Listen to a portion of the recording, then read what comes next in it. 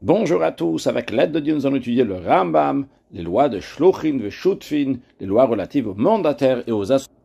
Inyanei lo halachot, l'objet de ces lois, c'est Leida din Shlucho shel Adam ve Shutfo, connaître le statut de mandataire et de l'associé d'une personne, ou Mishpetem, et les lois qui les régissent, Mikachan, lorsqu'ils vont acheter, ou Mimkar, lorsqu'ils vont vendre, Befsedon, lorsqu'ils vont perdre, ou Scharan, lorsqu'ils vont gagner, l'explication de toutes ces lois se trouve dans le chapitre suivant. Perek Rishon Halacha Aleph. A Omer Lishlucho, celui qui dit à son mandataire, Tse, sors, va, ou Mechor li karka mitaltelin, et vends pour moi tel terrain qui m'appartient, ou ces biens immobiliers qui m'appartiennent, ou bien que le mandant a dit au mandataire, Kneili, ou bien achète-moi un terrain ou un bien immobilier, eh bien le mandataire va vendre, va acheter, va faire ce que le mandant lui a dit, et toutes les actions qu'il va faire sont effectives. Le mandant qui fait un mandataire, qui demande à quelqu'un de faire quelque chose pour lui, il n'a pas besoin de faire un kinyan, une acquisition, ce qu'on appelle un kinyan soudar, bien qu'on a appris dans les Hilchot Mechir, à Pereke, le Ram disait que les gens ont l'habitude de faire ce kinyan, que le Meshaleach, le mandant, il a fait un kinyan pour que telle et telle personne va être son délégué, mais ça c'est uniquement pour montrer qu'il est sérieux, il pense sincèrement, mais ça n'a pas vraiment d'effet, et donc il n'y a pas de besoin de faire un kinyan. Velo Eidim, il n'y a pas besoin non plus d'avoir des témoins qui voient que Rouven, le mandant, a mandaté Shimon pour être son mandataire. Et là-bas, Mirabilvad, ça suffit uniquement verbalement que Rouven a demandé à Shimon d'être son mandataire pour que Shimon soit son mandataire. Beino le ben chavero, même si c'était juste entre Rouven et Shimon entre eux. Eidim et la davar. La nécessité des témoins, c'est uniquement on peut mettre au jour la chose. C'est-à-dire que si plus tard il y en a un qui va nier, par exemple si après le mandant Rouven, il va dire, jamais de la vie, moi j'ai jamais envoyé ce mandataire, et Shimon, il a rien fait pour moi, comme les autres réclamations.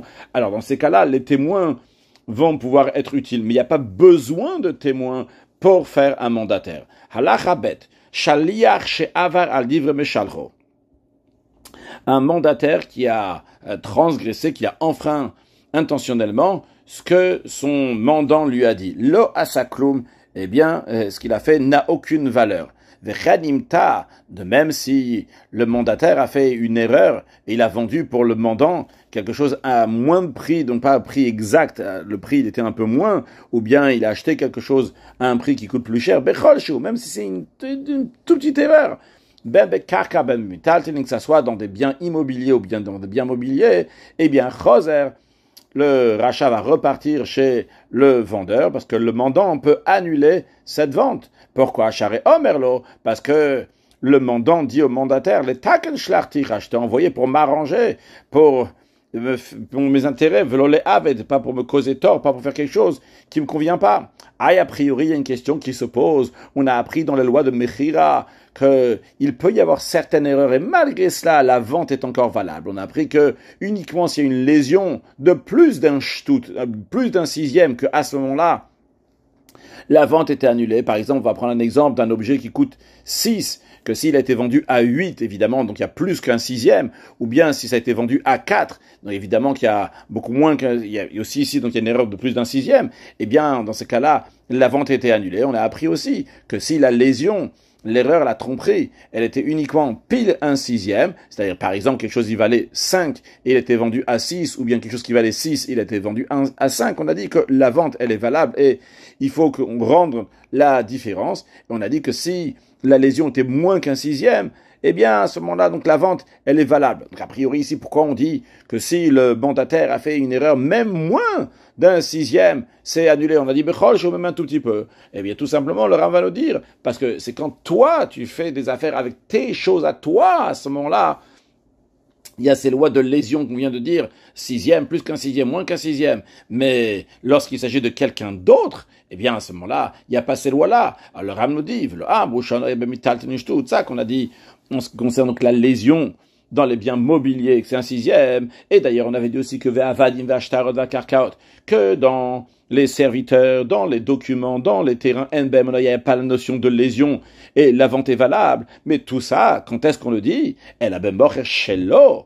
Uniquement lorsque quelqu'un il a vendu quelque chose qui lui appartient, ou bien au konelas, ou bien qu'il achète pour lui-même. Avala shaliach, shetab kulan. Mais le mandataire qui s'est trompé lorsqu'il a vendu, ou bien lorsqu'il a acheté pour son mandant, eh bien, même s'il a fait une erreur bechol shou, une somme minime, eh bien, choser, la vente est annulée et l'achat de la chose repart chez le vendeur, parce que lorsque le mandant a envoyé ce mandataire, c'était uniquement pour ses intérêts, et non pas pour lui causer du tort, pas pour le nuire.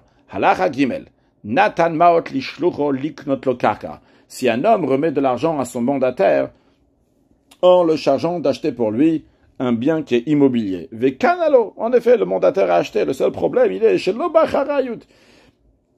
Il n'a pas acheté avec la garantie. Ici, il n'y a pas de garantie. C'est-à-dire, en d'autres mots, le vendeur a vendu au mandataire ce que le mandant lui a dit d'acheter. Donc, le mandataire a acheté pour le mandant. Mais il manque ici la garantie. C'est-à-dire, il manque la garantie. C'est-à-dire que le vendeur, il a dit au mandataire, écoute, je te le vends, mais sache que si après, il va s'avérer que le terrain m'appartient pas vraiment, ou bien qu'on va me le prendre parce que j'ai une dette, eh bien, moi, je te le rembourse pas, hein. Ça y est, c'est vendu, c'est fini. Bien, dans un tel cas, arrêtez Ivout. Dans ces cas-là, il est en train de lui causer du tort, ce mandataire. Il n'a pas acheté quelque chose qu'il faut pour le mandant. Mais vu qu'ici, il s'agit d'un cas que le mandataire a acheté le terrain, il n'a pas dit au vendeur qu'il est en train d'acheter pour le mandant. Donc, c'est comme si qu'il avait acheté pour lui-même. On ne peut pas dire au vendeur, écoute, la vente, elle est annulée. Alors maintenant, la vente, elle est valable. Et c'est qui a acheté? C'est le mandataire qui a acheté. Donc, le mandataire et le mandant doivent s'arranger entre eux. Comment ils vont s'arranger? Eh bien, le mandataire va acheter pour lui ce terrain-là qu'il a acheté sans garantie. Eh bien, ça sera pour lui-même. Comme, en effet, il s'est arrangé avec le vendeur, arrangé avec ce vendeur-là, que cette vente-là va être sans garantie. Maintenant, ça appartiendra au mandataire. Et après que le mandataire, donc ça lui appartient, il va la revendre au mandant, comment? Avec la garantie. C'est-à-dire que s'il y a un problème sur ce champ-là, qui est-ce qui donnera la garantie? C'est le mandataire. Vu que le mandataire a acheté ce terrain-là avec l'argent du mandant, et la garantie, la responsabilité sur le mandataire. Alors, comment il arrange ce tort-là qu'il a fait pour le mandant? C'est en l'achetant lui-même, et lui prend la garantie. Mais le chidouch ici, c'est que le mandant ne peut pas dire, ah non, mais moi je veux la garantie du premier propriétaire du vendeur. Il ne peut pas avoir cette garantie-là, il aura la garantie uniquement de ce mandataire-là. De même, tout ce qui est similaire à ça, c'est des pertes qui sont faites à cause du fait que le mandataire a changé la mission, ce que le mandant lui a dit de faire. Le fichar, c'est la raison pour laquelle si le mandant il a dit au mandataire, t'es mon délégué, que ça soit que tu vas faire des choses pour mon intérêt, ou bien à tort, dans ce cas-là, même si le mandataire, il a vendu quelque chose qui appartenait au mandant, qui valait 100 dinars, et il a vendu seulement pour un seul dinar, et donc évidemment, il a fait perdre 99 dinars, et il a causé du tort. Ou bien que il a pris pour le mandant quelque chose qui valait 1 dinar, mais il a payé avec l'argent du mandant 100 dinarim, eh bien, vu que le mandant lui a dit, quoi qu'il arrive, tu seras mon mandataire, même s'il y a des bêtises, les choses n'ont pas allé bien, et il ne peut pas se rétracter, et donc le mandant doit donner à la personne qui a acheté ou bien la personne qui a vendu en fonction des conditions, les conditions que le mandataire a fait. Halacha dalet. Aomer ishlucho, celui qui dit à son mandataire, mechorli misade sheli betzea. J'ai un grand champ là-bas, va dans ce champ-là, tu vas prendre une partie de ce champ. Un betzea, c'est une surface sur laquelle on peut semer un CA de graines. La surface correspond à 50 coudées sur 50 coudées. On rappelle qu'une coudée, c'est 48 cm. Donc, qui correspondrait dans les centimètres, dans les mètres, à 576 mètres carrés. Donc il lui a dit, va me vendre de mon champ, tu prends une partie, 576 mètres carrés, tu la vends. Ou le mandataire n'a pas vendu 576 mètres carrés, pas un bet CA, mais bet Sataim, le double. Donc il a vendu 1152 mètres carrés. Eh bien, Rezembosif Alvarav, il a rajouté sur les paroles du mandant. Mais vu qu'il a rajouté, mais il a fait concrètement ce que le mandant lui a dit, juste qu'il a rajouté. Alors, la partie qu'il a fait sur ça, avec Kana, Loker, Betsea, Bilvad, l'acheteur, ça lui appartient, hein. Il a maintenant fait l'acquisition uniquement d'un seul Betsea. Évidemment, s'il est d'accord, s'il dit, je suis pas du tout intéressé d'un seul Betsea, il peut repartir, on lui rend son argent. Mais s'il veut toujours donc un seul Betsea, comme le mandant a dit au mandataire, bien, un Betsea, ça, c'est bon, ça lui appartiendra, et c'est une bonne vente, parce qu'il a fait concrètement ce que le mandant lui a dit, juste qu'il a rajouté. Donc le rajout, on lui enlève, mais ce qu'il a fait, c'est bon. Maintenant, dans un cas que Amarlo Mecholi Betsataim, si le mandant a dit au mandataire, vends pour moi de mon champ Betsataim, donc une surface dans laquelle on peut planter 2 CA, donc 1152 mètres carrés, ou Macharlo Betsea, et le mandataire a vendu à quelqu'un uniquement un seul Betsea à seulement 576 mètres carrés à la place de 1152. Arezem Marvir Alvar, là il a enfreint les paroles du mandant, Velokana Lokeach, et donc l'acheteur n'a pas fait l'acquisition. À Marlo, dans un cas où le mandant a dit au mandataire Mechol, il s'est dit les Adam Echad, vend mon champ à une personne, et le mandataire, il est parti, il a vendu à 2 personnes. Mimkaro Batel, sa vente est nulle. Charé Avar Alvara, parce qu'il a transgressé les paroles du mandant. Amarlo Mcholisadi, dans un cas où le mandant a dit au mandataire, vends-moi mon champ tout court, sans dire à combien de personnes. Vloperesh, sans dire explicitement à combien de personnes. À Philo Macharlamea, même s'il a vendu à 100 personnes. Mimkaro Kayam, sa vente est effective. Halachahe, Anoten Maot Lishlucho, celui qui donne de l'argent à son mandataire, l'ikachlobaim chitin, pour qu'il va lui acheter chitim, donc du blé, ou bien min esrora, un autre type de marchandise. Velo lakar. Et concrètement, le mandataire l'a pas fait. Et à cause de ça, le mandant, il a perdu de l'argent, il aurait pu investir, faire quelque chose, etc. Eh bien, il n'est plus rien. Eno ala velatarom, et tout ce que le mandant peut avoir sur le mandataire, c'est uniquement une plainte. Mais il ne peut pas le dire, tu dois me payer ci et ça parce que j'ai perdu de l'argent. Natan lo maot likar baem chit, dans un cas où le mandant a donné au mandataire de l'argent pour acheter du blé, ben la chila ben l'isrora, que ça soit que il lui a donné cet argent pour acheter du blé pour consommation, bien dans le but commercial, et à la place d'acheter cela vers halach, velakach lo baem seorin, le mandataire il est parti, il a acheté de l'orge à la place du blé. Natan lo liktot seorin valach velakach chit, bien que il a donné l'argent pour aller acheter du blé à la place, le mandataire il est parti, il a acheté il a donné pour acheter de l'orge, il a acheté du blé. Et vu que lorsque le mandataire il est parti acheter chez le vendeur lui a vendu, mais il n'a pas dit au vendeur qu'il est en train d'acheter pour le mandant. Donc dans ce cas-là, on ne peut pas annuler la vente, parce que le vendeur, il pense avoir vendu au mandataire. Donc maintenant, ils doivent se mettre en accord entre le mandant et le mandataire. Eh bien, il part à tout de mes échelles, car si ce qu'il a acheté, maintenant, ça vaut moins cher. Imaginons qu'il a acheté, ça valait 10 euros. Et maintenant, ça vaut seulement 9 euros. Eh bien, par la chaliar, celui qui a perdu de l'argent, c'est le mandataire. C'est-à-dire que le mandataire va devoir payer de sa poche 1 euro, des chôméchanes, parce que il a changé de ce que le mandant lui a dit. Il me aussi fout de même. D'un autre côté, si maintenant ça coûte plus cher, ça valait 10 et maintenant ça vaut 11, eh bien aussi il faut le balamot. C'est qui a fait un gain? C'est le propriétaire de l'argent, c'est le mandant. Parce que finalement, comment il a acheté ça? Il a acheté ça avec l'argent du mandant. Alors, si le mandant est intéressé, eh bien, les gains seront à lui. Maintenant, dans un cas que Hayashar Katsuve Yadoa, si le cours de la chose qu'il va acheter est fixe et connu, et nous avons le mandant qui a donné de l'argent au mandataire pour acheter cette marchandise qu'on se connaît bien, le prix bien fixe, donc que ce soit le prix du poids, ou bien de la longueur de la chose, ou bien du volume de la chose, mais aussi vous la chaliar. Et les vendeurs ont rajouté à ce mandataire, minyan, dans le nombre, par exemple, à la place de donner 10, ils ont donné 12, ou mishkal, ou bien dans le poids, à la place de donner 10, ils ont donné 12, ou mida, ou bien dans la mesure, à la place de donner 10 mètres, ils ont donné 12 mètres. C'est juste un exemple, évidemment, le 10 et le 12. Kol sheosifulo amorim, donc tout ce que les vendeurs ont rajouté, Aren Shel Shneim, ça appartient aux deux. Ça appartient aussi bien au mandataire et aussi bien au mandant. Donc, en autre mot, évidemment que le mandant va recevoir les 10, c'est ce qu'il est parti acheter.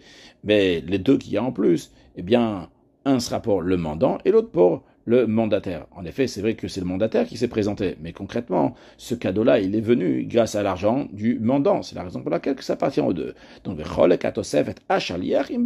rajout va être partagé entre le mandataire et le propriétaire de l'argent, le mandant.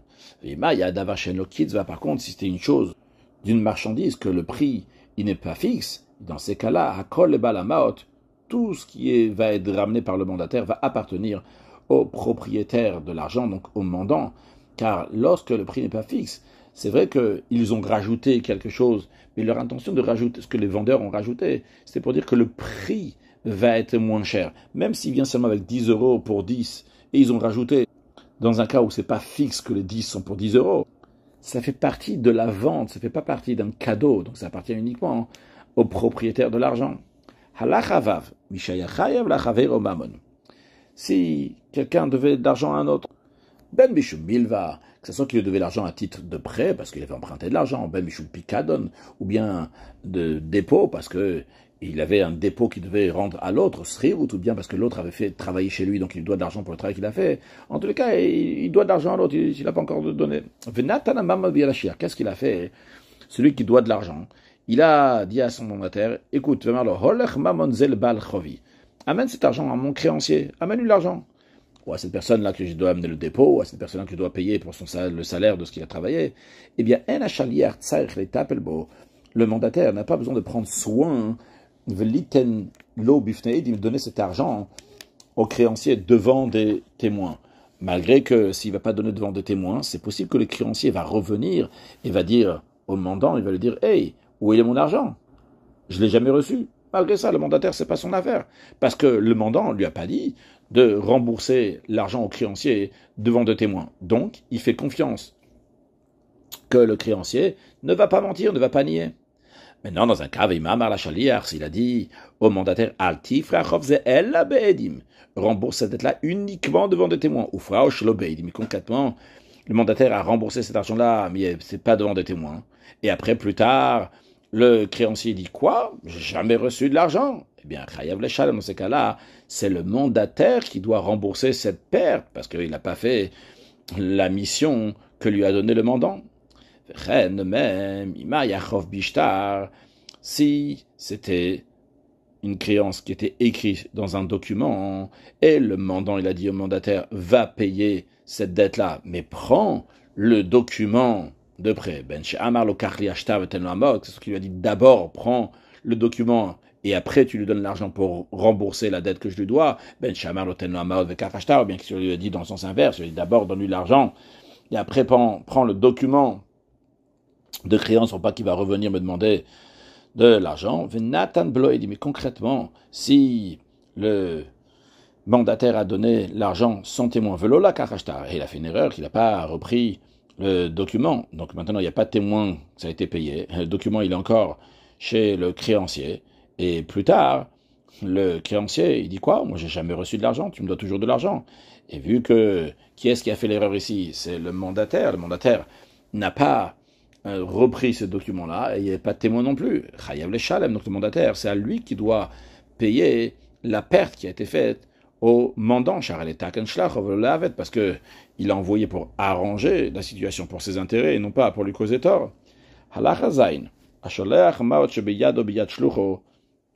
Celui qui envoie l'argent qu'il a pas biyad shaliach par ce mandataire, il lui a dit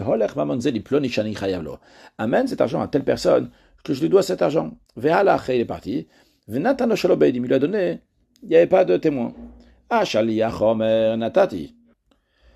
Le mandataire, il dit, j'ai donné l'argent à la personne que tu dois lui donner. Donc, d'après le mandataire, le mandant ne doit plus d'argent au créancier. Au balchov, au apoel, omer la karti. Mais le créancier, ou bien l'ouvrier à qui on doit de l'argent, il dit non, moi, j'ai pas reçu d'argent. Et donc, d'après lui, le mandant, il doit encore payer l'argent. Et donc, d'après lui, c'est le mandataire qui doit payer cet argent-là au mandant. Maintenant, les trois, ils sont là, ils se trouvent devant le tribunal. Et chacun, ils sont en train de se contredire.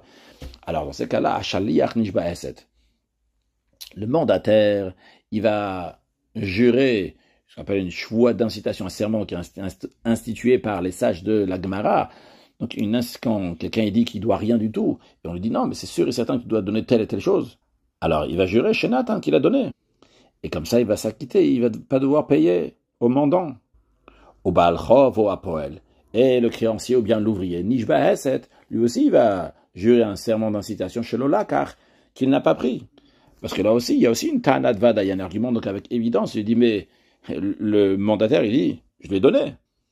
Qu'est-ce qui reste maintenant? Il reste que le mandant, Vishalem al Baal Chov, au Apoel, au Baal Abekadon, et c'est le mandant, qui va payer au créancier, ou bien à l'ouvrier, ou bien à la personne qu'il fallait donner ce dépôt. La fille, même dans un cas où il y avait deux mandataires, donc ils sont deux témoins, ils pourraient très bien témoigner que le créancier a reçu l'argent, et donc le mandant n'a pas besoin de payer quoi que ce soit, eh bien, leur témoignage n'est pas utile. Pourquoi? Parce que ils sont impliqués dans ce témoignage-là, ils sont gagnants de dire ça. Pourquoi?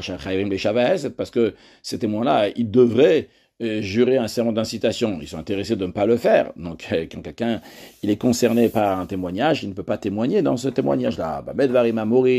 Dans quel cas ça s'applique? Ça s'applique uniquement, comme on a dit,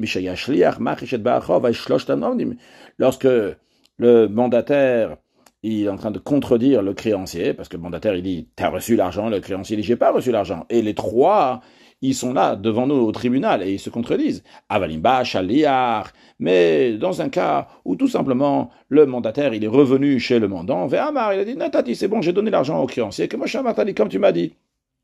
Mais il n'y a pas ici un créancier qui contredit le mandataire qui dit j'ai pas reçu l'argent. Eh bien dans un tel cas, le mandant, le mandant ne peut pas faire jurer le mandataire qu'il a fait sa mission. Il ne peut pas lui dire tiens fais-moi une chouat ce serment d'incitation. Parce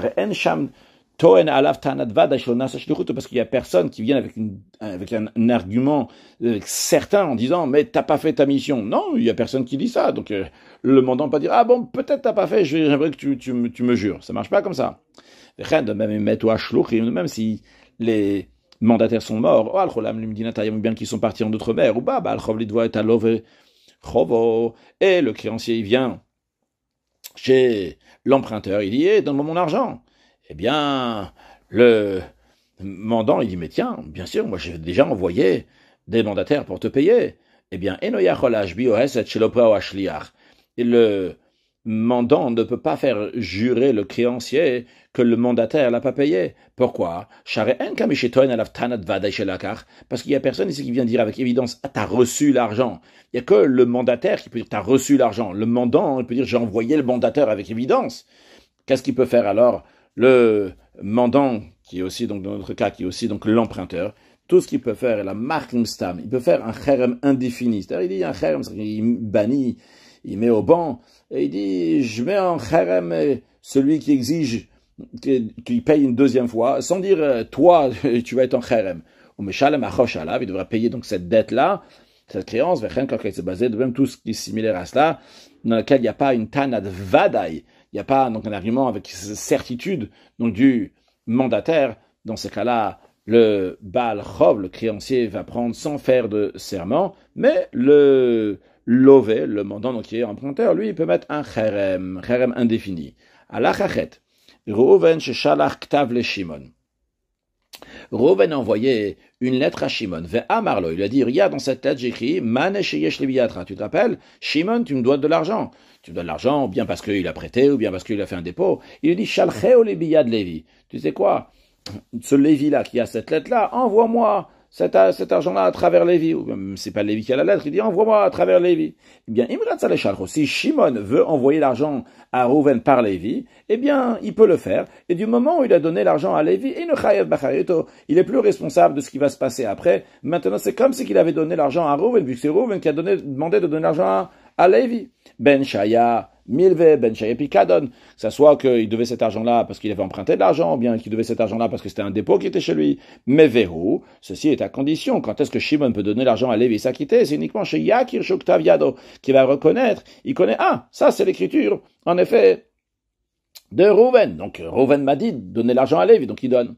Non, Veim, si Shimon il a envoyé l'argent par Lévi, c'est pas arrivé chez Reuven. Et lui, qu'est-ce qu'il dit? Tan, Amal vevama lokatati v'lechatadcha. Et Reuven, le prêteur, il dit quoi? Moi, je t'ai jamais écrit à toi, Shimon, que tu envoies par Lévi. Et donc, tu me dois toujours l'argent. Eh bien, Ishava lo veheset shektav yado baelav. Le Shimon, l'emprunteur, il va jurer un serment d'incitation qu'il a reçu ce manuscrit avec donc l'écriture donc de Reuven, ou le Firachalach, c'est pour ça qu'il a envoyé par les Vivei Pater, et il va être exempté. Évidemment, on parle d'un cas que le papier sur lequel Reuven a écrit n'est plus là. Si le papier il est là, c'est clair, mais Kazé au Rabotai, et ainsi on enseignait, on donnait comme directive mes maîtres. Mais si l'écriture n'était pas l'écriture de Reuven mais de quelqu'un d'autre,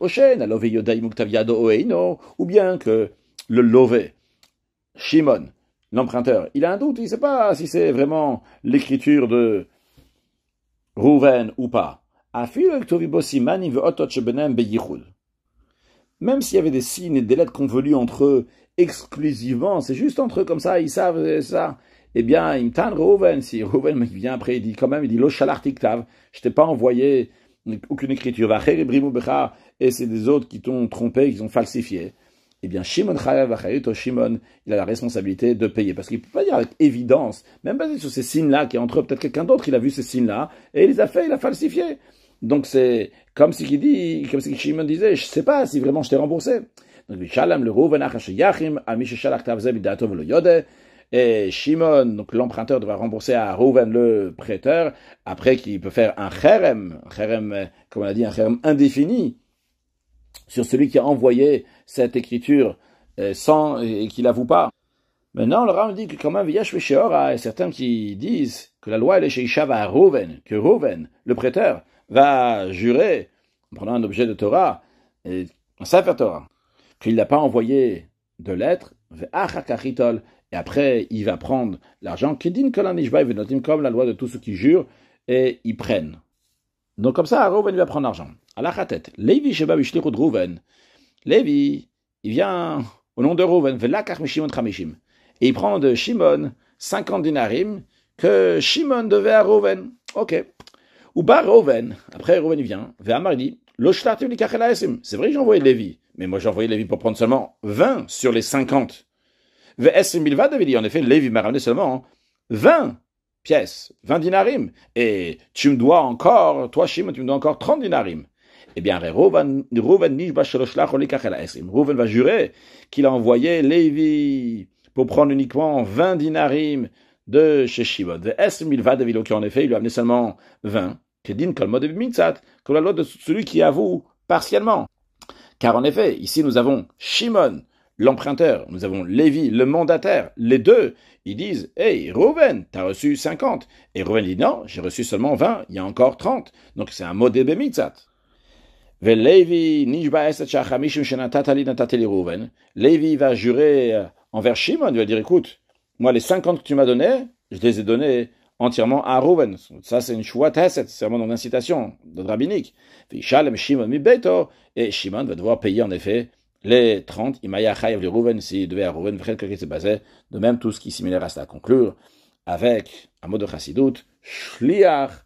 On est tous des shluchim, on est tous des délégués, des mandataires d'Akadosh Baruch Hu, pour faire de ce monde-là une demeure à Akadosh Baruch Hu. Et comme on a vu que lorsqu'on fait quelque chose, le mandataire fait quelque chose, c'est comme si le mandant il fait quelque chose. Donc nous on est en train de faire quelque chose, comme si Akadosh Baruch Hu est en train de faire la chose. Donc on a des forces extraordinaires, Mashiach now.